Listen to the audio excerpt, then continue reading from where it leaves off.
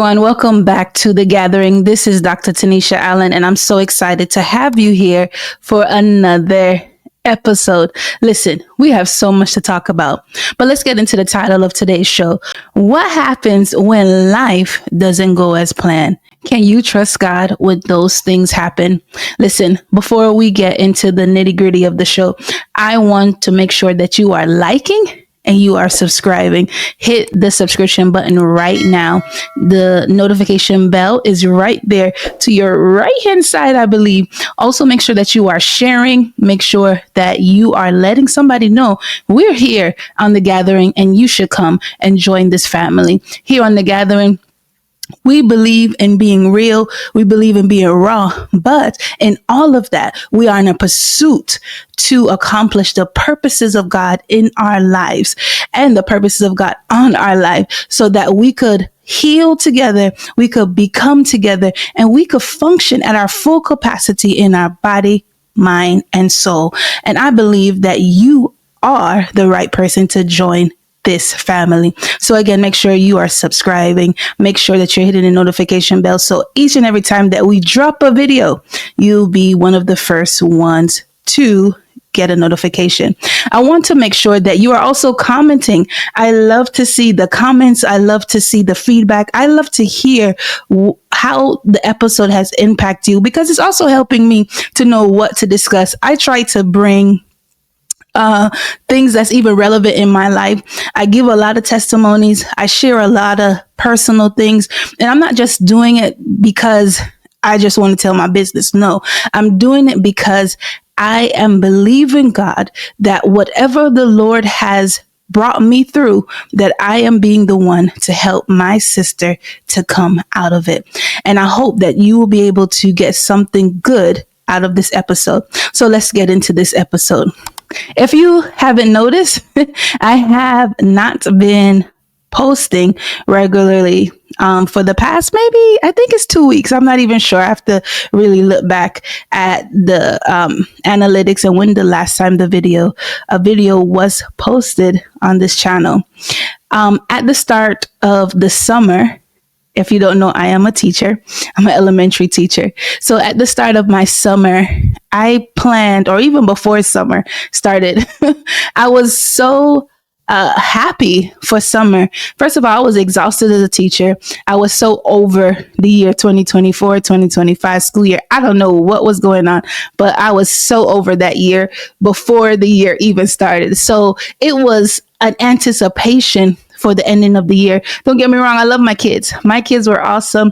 My kids are why I showed up, even though I didn't all the time have the enthusiasm to show up, but because of their little faces and their little personalities, I show up for them. So anyways, at the start of or on the oncoming of summer, I made these plans. I wrote them down. I knew that I had a couple of vacations. I had a couple of things going on because if you've been watching here, you know that my daughter just graduated, or actually all my girls graduated, but my oldest daughter just graduated from high school. She was accepted to a college. So I'm doing all the mommy stuff, right? I'm doing all the preparation and everything that I need to do to make sure that my daughter is ready to transition onto campus. So I knew that I had some things to do and I planned it out. I planned around it. I planned around things. I planned around events for my own personal things that I needed to get accomplished. And at the start of the summer, I went on vacation. I was so excited for that. I was so excited for the break. And then coming back, according to my plans, I was supposed to be hitting the ground running with some things, with different businesses, even recording here for The Gathering. I have another show with my cousin called Real Talk that we have some recording. There was just a whole bunch of things that I had planned for me because I'm in preparation to transition. And it didn't go as planned. So anyways, here's the tea. When I came back from vacation, I realized I wasn't feeling well. But I I don't know if I even said it on the show. I was born with sickle cell disease, which is autoimmune disease. So there's nothing that I can't cure it. I could only manage it. And so I'm thinking like, oh, okay, well, maybe I just been doing a lot because at the end of I had to close out the school year. I had to go through all these graduation, and then I flew overseas, and I'm just going. And sometimes when you're on vacation, it's like you need a vacation from the vacation, because on vacation you're trying to do everything. So I'm just thinking, okay, maybe I'm tired. I need to give myself a little bit of rest to reset. And I realized that I was going into crisis. I was getting these pain crises, which I'm used to. So it wasn't really a big like, oh my goodness, I know I'm not feeling good. I know how to manage it at home because I don't want to be in the hospital. So I woke up one morning and I realized I have a fever, which is not normal, but I'm like, maybe I caught a cold, maybe I have the flu, maybe whatever. So I got up, took something for the fever. And when I went back to sleep, when I woke up, I still had this fever. I also felt even worse, like my body was racking in pain. So, I said to myself, you know what, let me just go to the hospital to see if they could check me out. Maybe I could get some hydration. Maybe they could give me some pain meds or whatever it is, which is something that's kind of routine for me. Like this is something that I've been through, and I could probably like calculate it. Like, okay, I just need to get whatever at the hospital. I could come back home, get some rest, and maybe tomorrow, day after that, I'll feel better. My daughter had to drive me to the hospital because I wasn't really in a state to drive. And when I got to the hospital, the doctor, or it was a nurse practitioner that actually greeted me at first, and she was like, okay, well, this and this is going on with you, and are you sure this is just a regular sickle cell crisis? I'm like, yeah, everything, I might be a little bit hot. I don't think it's a fever because I had on all these clothes, making all these excuses. Anyways, they ran some tests, and they realized that I was not only in a sickle cell crisis, I was actually having a medical emergency.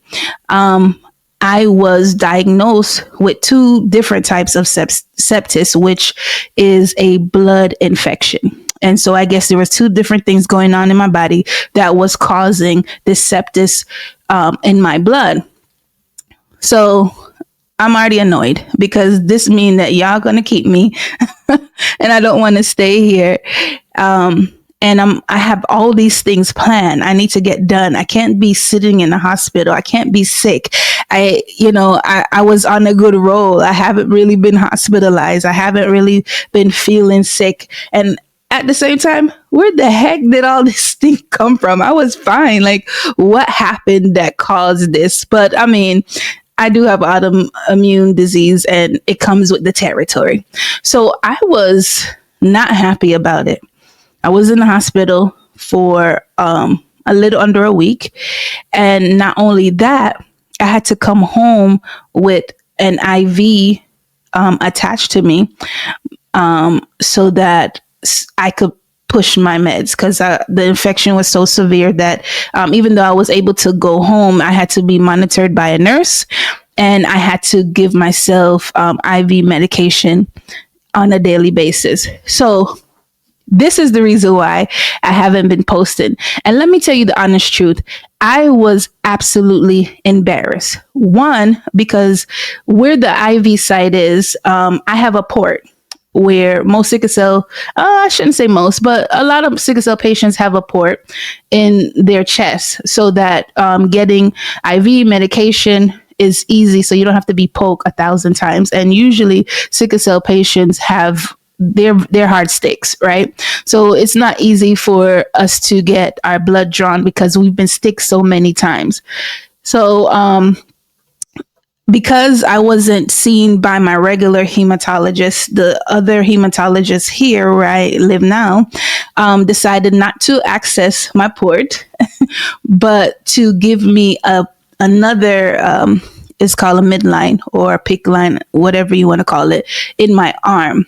And it's very much so visible. I'm going to use it. Actually, I'll let you guys see it. I'll use it as a thumbnail so that you can see the site, but it's covered right now. I was so embarrassed by it. I was so upset. I tried to talk the doctor out of giving me this midline and just accessing my port because I could hide it. A lot of people don't know. You can't see that there's a port here under my shirt. And to be walking around with this, I can't do anything. It's in my arm, even though it's not in my dominant arm. I still can't lift anything. I can't go in public places because there's literally an IV line in my arm. And I was so upset. So when I came home, I was so angry. I was so emotional. I was so, I don't want to use the word depressed, but I was down. I was really like, what the heck? I got so much stuff to do. I have all of these plans and I'm here sick. And I'm basically bedridden, right? I can't do much. I can't lift anything. It's just crazy. And so I was expressing to my cousin, and, we talked about this being real and raw. And for me, someone who always had a hard time describing feelings because my dominant feeling was always anger. And in the process of these past 2 years, I've been intentional about processing emotions, really feeling what it is. Are you feeling sad? Are you feeling disappointment? Like, anger should not be my dominant. Anger is just something that I'm used to, and it's my default. So when I can't figure out my emotions, my default is to go to anger. And because we're working on ourselves, that was something that I had to work through. And I'm intentional about saying, hey, this is how I feel, and being intentional of not always saying I'm okay. I'm okay, right? So we're killing that strong woman mentality, or I'm killing that strong woman mentality. And so I was discussing with my cousin. I was like, listen, I'm feeling some type of way. I can't do anything. I have all these plans. I can't really go anywhere. I have this hideous IV in my arm. I can't really even sleep because I am so upset about what's going on. And I didn't know how to really process my emotions. Well, I ended up praying about it the same night.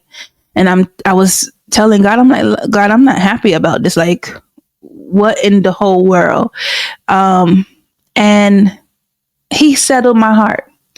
And actually, he settled my heart to the point where I wasn't even embarrassed. I stopped being embarrassed about this thing in my arm and just being grateful that I'm out of the hospital, being grateful that sepsis, which is one of the top killers of sickle cell patient, even though sepsis is one of the number one killers of sickle cell patients, that wasn't my story. That the Lord had given me a second chance. Even though I had all these plans, the Lord was using this time of sickness to not only process my heart, but process my intentions of my plan.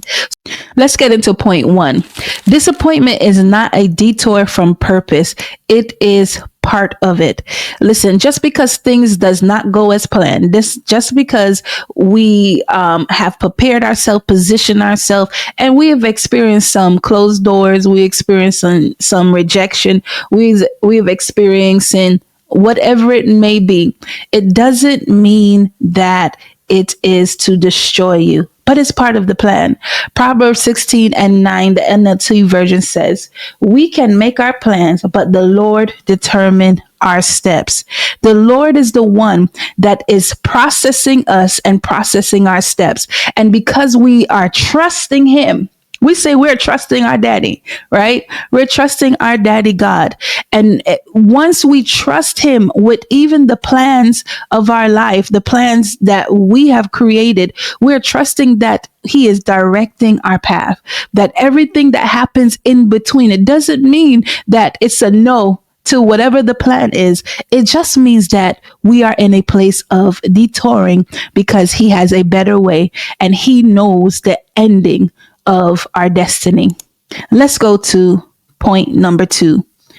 Grieve what was lost, but don't stay stuck there.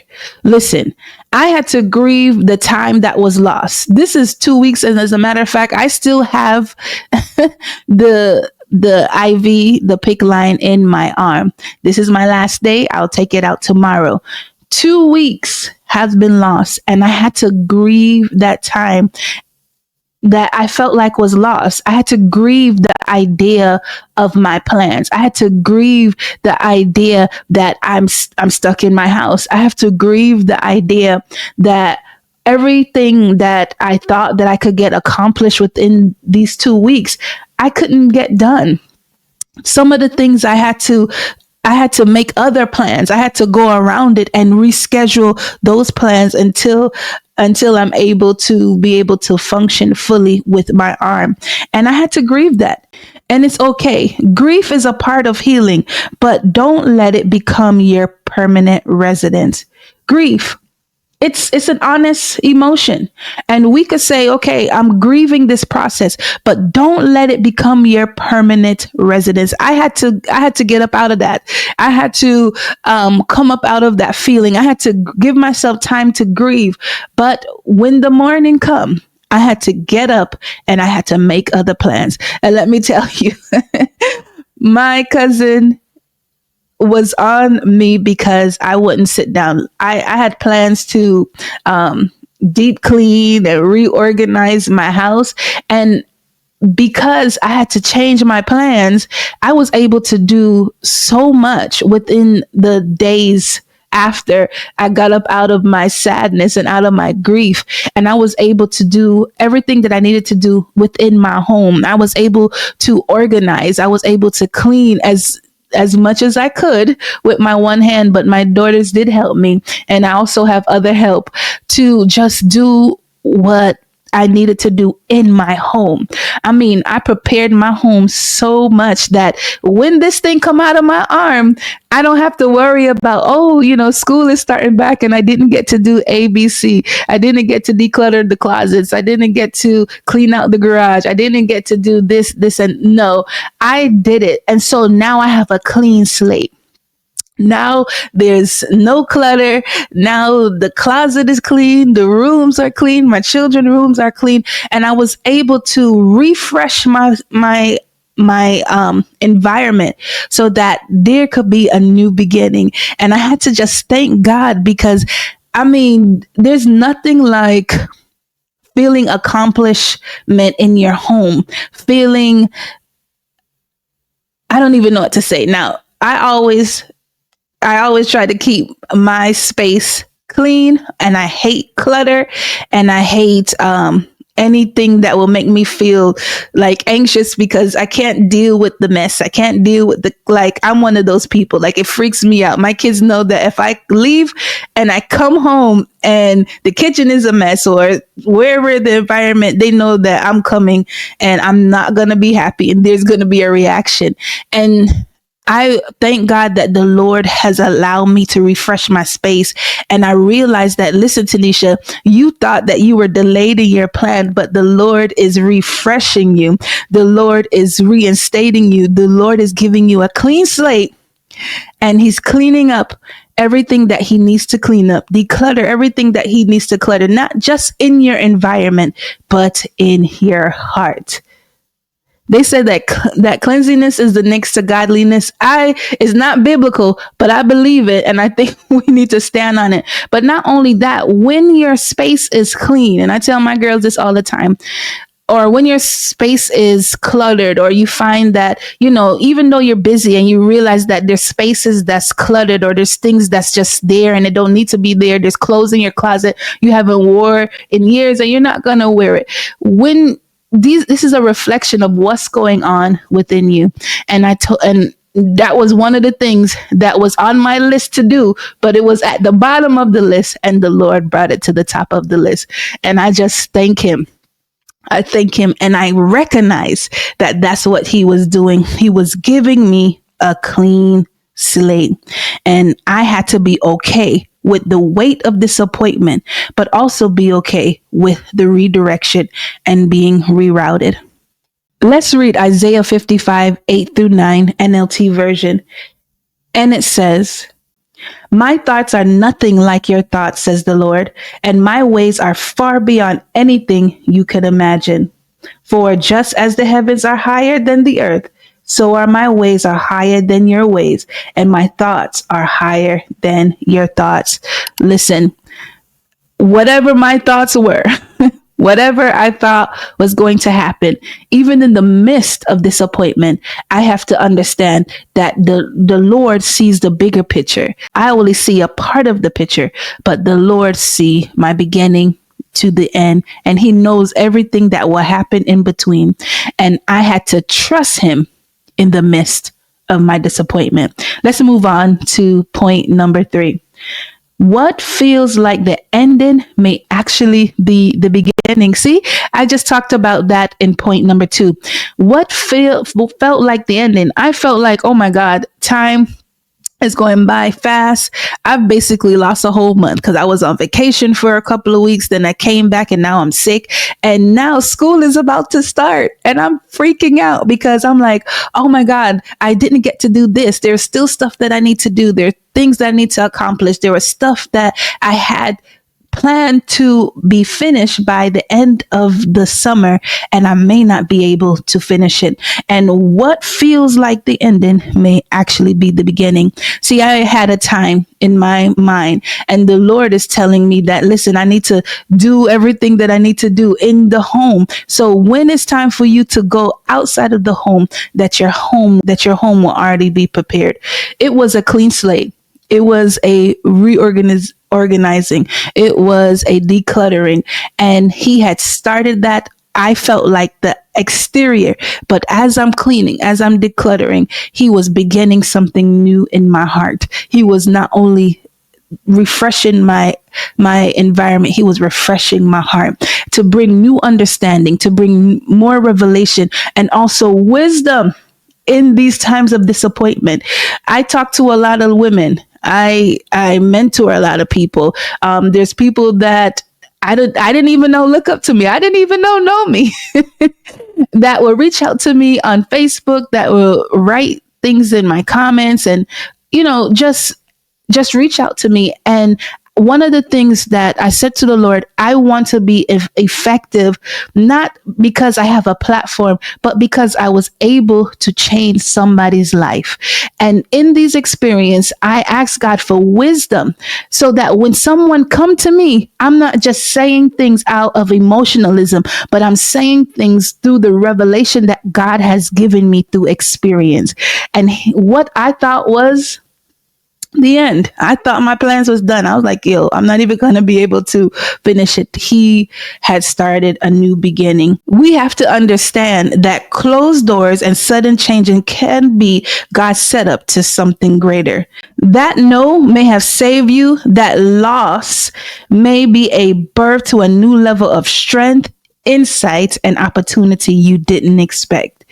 That no may have been a open door to new opportunity, a place of strength, another level of insight and opportunity that you don't know about. And I'm expecting the unexpected. I don't believe that God allowed this disappointment just because. I believe that all things work together for the good of those that love the Lord. And I know I love my Lord. I love my daddy Jesus. And I know that all of this is working out for my good. He is setting me up for another level of victory. There's another realm of understanding that I'm able to get access to because I allow myself to go through this place of war. And what seemed to be warfare now for me was a place of access into another dimension. of heaven. Let's go to our last point. God is still writing your story. Don't lose faith mid chapter. God is doing something in your life. He's doing something extraordinary. And I don't want you to lose faith. I don't want you to lose strength. I don't want you to lose hope. Come on, lift your head up and know that again, Romans 8:28, all things work together for the good of those that love the Lord. Don't give up in the middle of your story. What feels like chaos to you may be divine order and God's timing.